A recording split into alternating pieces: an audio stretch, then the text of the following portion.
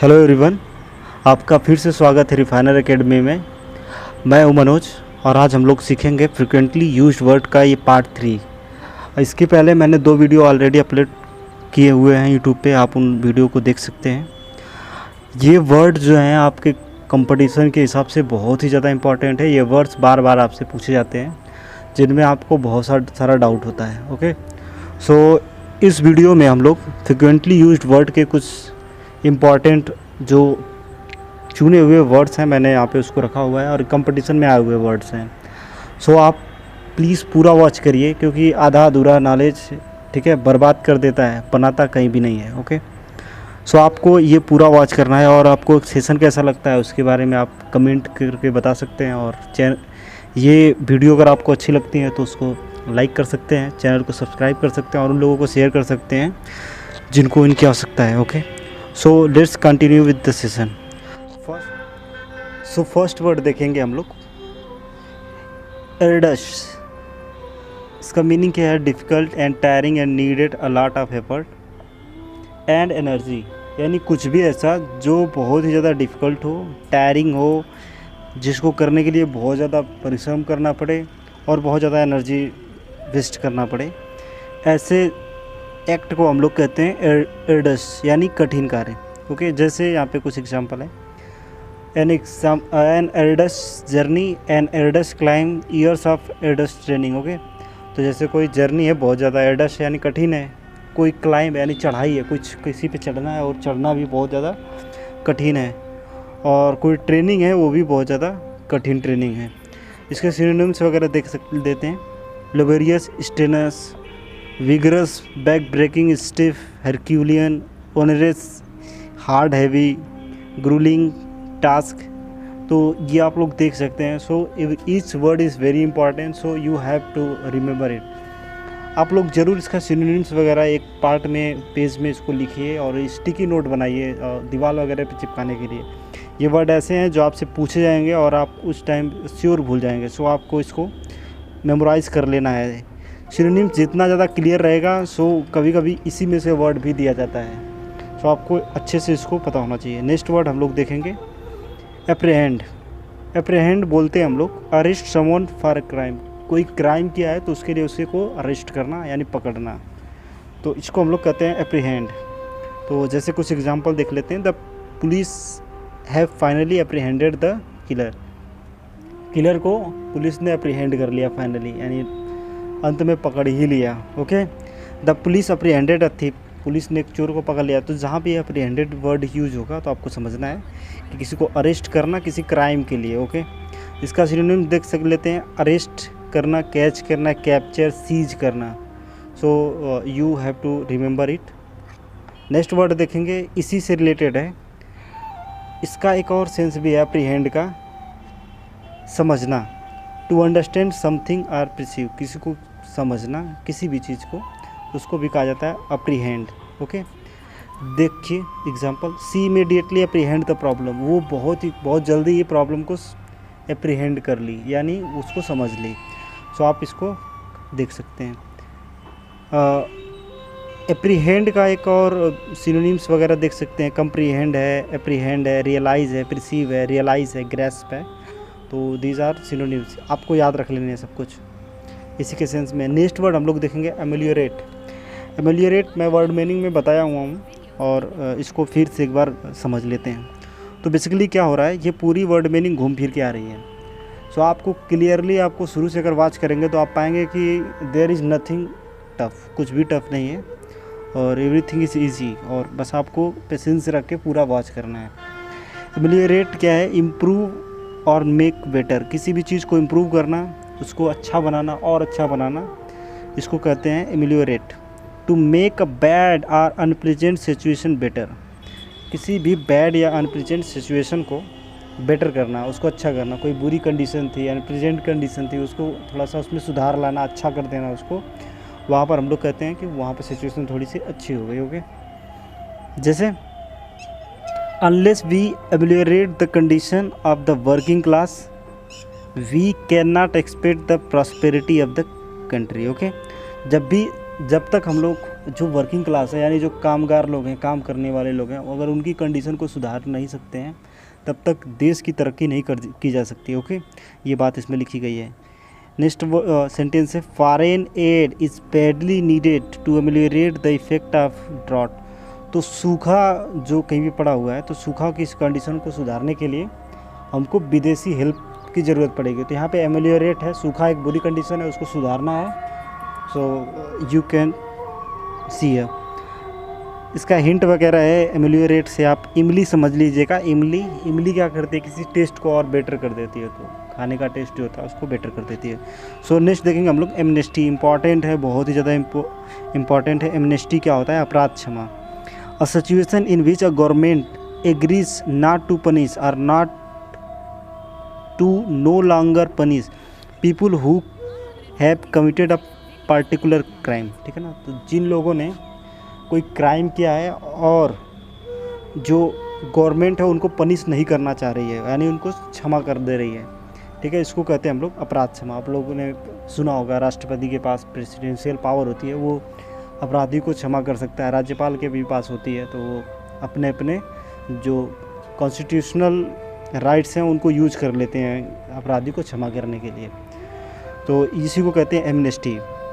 Amnesty letter वगैरह भी होते हैं, यानी कि अपराध जो क्षमा होता है उसके लिए लेटर भी लिखे जाते हैं कि मैं कृत्य गलती से किया हूँ, या उसको स्वीकार कर लेना और उसका परफॉर्मेंस प्रिजनर का देखा जाता है, उसके हिसाब से भी उसको छोड़ा जा सकता है। सो एमनेस्टी क्या होती है, अपराध क्षमा, सरकार उसको छोड़ देती है इस बिहाफ पे। जैसे the government has announced an immediate amnesty for reveal fighter, यानी कि जो भी विद्रोही लोग थे, जो विद्रोह किए थे, उनको क्या किया था कि इमीडिएट अनाउंस कर दिया था कि उसको तुरंत उन लोगों को अपराध क्षमा कर दिया जाए और उन लोगों को छोड़ दिया जाए। ऐसा होता भी है कि कुछ लोग होते हैं जिनका कुछ जेन्युइन मांग रहती है पर वो मांगें पूरी नहीं हो पाती है, तो सरकार उनको उनकी आवाज़ दबाने की कोशिश करती है और उनको अरेस्ट भी कर लेती है। ऐसा हुआ है पहली बार भी। इसका सिनोनिम्स वगैरह भी देख सकते हैं आप। रिप्रीव होता है, रिप्रीव यानी अपराध क्षमा। और भी इसको देख सकते हो। सो यहाँ पे हिंट वगैरह दिया है कि कैसे आपको इसको लर्न करना है। Because of his honesty he got amnesty. तो एमनेस्टी को रिलेट करना है आपको ऑनेस्टी के साथ, यानी ईमानदारी किसी में रहेगी तो उसका अपराध तो क्षमा ही किया जाना चाहिए। सो नेक्स्ट वर्ड हम लोग देखेंगे एंसिलरी। एंसिलरी क्या होता है, प्रोवाइडिंग सपोर्ट और हेल्प, किसी को हेल्प या सपोर्ट प्रोवाइड करना टू द प्राइमरी एक्टिविटीज़ और operation of an organization. Okay, किसी ऑर्गेनाइजेशन या कोई ऑपरेशन है उसको हमको प्राइमरी एक्टिविटीज़ जो है उसकी, जो प्राथमिक क्रियाकलाप है उसके, उसमें सपोर्ट देना, उस सपोर्ट प्रोवाइड करना, उसको हम लोग कहते हैं एंसिलरी। जैसे आप लोग देख सकते हैं एग्जांपल में, the ancillary workers in an institution are the people such as cleaners and cooks whose work supports the main work of the institution। Okay, तो ये क्या होते हैं, ये बेसिकली एंसिलरी पर्सन होते हैं जो बहुत प्राइमरी एक्टिविटी करते हैं। प्राइमरी एक्टिविटी क्या होती है, जैसे कोई कंपनी है, कंपनी का एक मेन एक्टिविटी होती है कि वो क्या चीज़ प्रोड्यूस करती है, और उसके प्राइमरी एक्टिविटी उसके अंदर होती है कि कर्मचारी हैं उनको फूड वगैरह चाहिए, साफ़ सफाई चाहिए। ओके, और उन सब चीज़ों को देखने के लिए वहाँ पे जो एंसिलरी वर्कर होते हैं वो उसको वर्क करते हैं। तो एंसिलरी होता है, आपको समझना कि जो प्राइमरी एक्टिविटी में हेल्प करने वाले लोग होते हैं, सहायक होते हैं, उन्हीं को कहा जाता है एंसिलरी। ओके, एग्जांपल में समझ सकते हैं एंसिलरी स्टाफ, एंसिलरी वर्कर। तो आपको समझिएगा ये ऐसे वर्कर्स होते हैं वो जो छोटे छोटे काम करते हैं लेकिन बहुत इंपॉर्टेंट काम होते हैं। ओके, सिनोनिम समझ सकते हैं इसका, ऑक्सिलरी होता है, ऑक्सिलरी, सप्लीमेंट्री होता है, एक्सेसरी होता है। So these are synonym. Next word देखेंगे एब्रेसिव। एब्रेसिव क्या होता है, रूड आर अनफ्रेंडली और ऑफेंसिव। कोई भी चीज़ जो बहुत ज़्यादा रूड है या अनफ्रेंडली है और ऑफेंसिव है, यानी कि नेगेटिव वर्ड है यहाँ पे यूज किया हुआ है कठोर के सेंस में। ओके, सो एग्जांपल देख सकते हैं, nobody likes her for her abrasive and haughty behaviour, यानी इसके जो रूड बिहेवियर है, यानी उसका जो ख़राब बिहेवियर है, उसी की वजह से उसको कोई पसंद नहीं करता है, यहाँ पे समझ सकते हैं। एन अनप्रेजेंट एब्रेसिव पर्सनालिटी, यानी किसी की बहुत ही ज़्यादा बुरी पर्सनालिटी है, ठीक है, उसको भी यहाँ पे लिखा हुआ है। तो यहाँ पे एब्रेसिव एग्रेसिव से रिलेट करना है, तो एब्रेसिव और एग्रेसिव, एग्रेसिव क्या होता है, जिसको बहुत ज़्यादा गुस्सा आ जाता है, उसको हम लोग कहते हैं एग्रेसिव। सो एब्रेसिव से रिलेट कर सकते हैं। और इसमें कुछ और भी है, एब्रेसिव का एक और सेंस भी है, a substance used for polishing cleaning or hard surface by rubbing or grinding. तो ऐसा कोई सब्सटेंस जो किसी भी चीज़ को या कोई सरफेस है उसको पॉलिश करने के लिए, क्लीन करने के लिए यूज किया जाता है, उसको भी हम लोग कहते हैं एब्रेसिव। ओके, जैसे समझिए, an abrasive cleaner, an abrasive powder, an abrasive liquid. आप देखते होंगे कि हार्पिक वगैरह होता है या डिटोल होता है, लिक्विड डिटोल होता है, उससे भी और भी बहुत चीज़ें होती हैं जो उससे जो कोई सरफेस होती है उसको साफ़ की जाती है। एक्चुअल में जो फ्लोर वगैरह होते हैं उनको भी साफ़ किया जाता है, तो आप यहाँ पे समझ सकते हैं। नेक्स्ट वर्ड है आपका एम्यूलेट, नाउन है और इसको समझते हैं हम लोग। एन ऑर्नामेंट और small piece of jewellery thought to give protection against evil danger and disease. Okay, तो किसी भी एक प्रोटेक्शन होता है ये, और ये बुराई होती है, कोई ख़तरा होता है, कोई बीमारी होती है, उसके प्रोटेक्शन में दिया जाता है, और ये एक प्रकार का ज्वेलरी होता है। ओके, इसको कहते हैं हम लोग एमुलेट, सिंपल भाषा में तावीज़। तो तावीज़ क्या होती है, एक प्रोटेक्शन होता है, वो बुराई से, खतरा से और किसी प्रकार की बीमारी से। सो एमुलेट का हम लोग सिनोनिम देखते हैं, lucky, charm, charm against evil, talisman बोलते हैं, तालिस्मान, और मस्कोट। एग्जाम्पल है, Sahil always wear amulet around his neck, तो वो अपने नेक पे एक एमुलेट पहनता है, एमुलेट यानी तावीज़।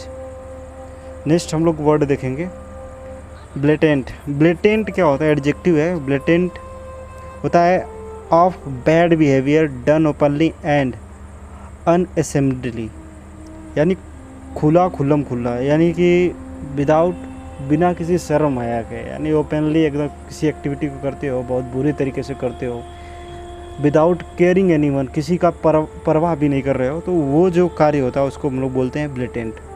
एक एडजेक्टिव है, इसके बाद नाउन या प्रोनाउन आएगा।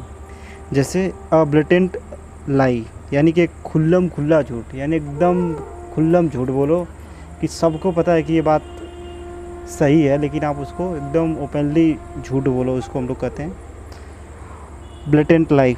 जैसे ब्लेटेंट डिसग्रेड ऑफ लॉ, ठीक है ना, खुल्लम खुल्ला किसी लॉ को मतलब तोड़ना। Outside will be continue to suffer the most blatant discrimination, ठीक है ना, बाहर अगर आप देखेंगे तो वहाँ पे खुल्लम खुल्ला क्या होता है, भेदभाव किया जाता है। सो यहाँ पे सिनोनिम्स का देखेंगे, फ्लैग्रेंट होता है, ग्लेरिंग होता है, ऑब्वियस होता है, अनडिस्क्यूज्ड होता है, अनकंसिल्ड होता है, एविडेंट होता है, blazing and conspicuous. So this word is very important, blatant, ये पूछा जाता है। और इससे रिलेटेड कुछ और भी है, जैसे ब्लेटेंट होता है कॉन्स्पिशियसली एंड ऑफेंसिवली लाउड, यानी बहुत ही बुरी वॉइस को, निगेटिव वर्ड है यहाँ पे। ब्लेटेंट आपको समझना है कि ये निगेटिव मैनर में किसी भी एक्टिविटी को आप करते हो तो वहाँ पर ब्लेटेंट वर्ड, या खुल्लम खुल्ला जो करते हो। नेक्स्ट वर्ड है आपका बैंटरिंग। बैंटरिंग क्या होता है, good humoured and teasing conversation or conversation that is funny and not serious. हंसी दिल लगी करना यानी मजाक करना, इसको हम लोग कहते हैं बैंटरिंग। ये नाउन है एक, बैंटरिंग। तो यहाँ पे एग्जांपल कुछ दिया हुआ है, even his bantering was consider offensive, यानी किसी का हंसी मजाक भी अपराध समझा जाता है। All this was sad in a bantering tone, ठीक है ना, जिस उसने जो भी कुछ कहा वो सभी हंसी मजाक था। तो यहाँ पे ये समझ सकते हो। तो बैंटरिंग क्या होता है, हंसी मजाक। तो आपको ब्लेटेंट और बैंटरिंग याद रखना है। सो नेक्स्ट वर्ड देखेंगे ब्रॉच, वेरी इंपॉर्टेंट है, बहुत ही ज़्यादा इंपॉर्टेंट है, कई बार ये एग्ज़ाम में आया हुआ है।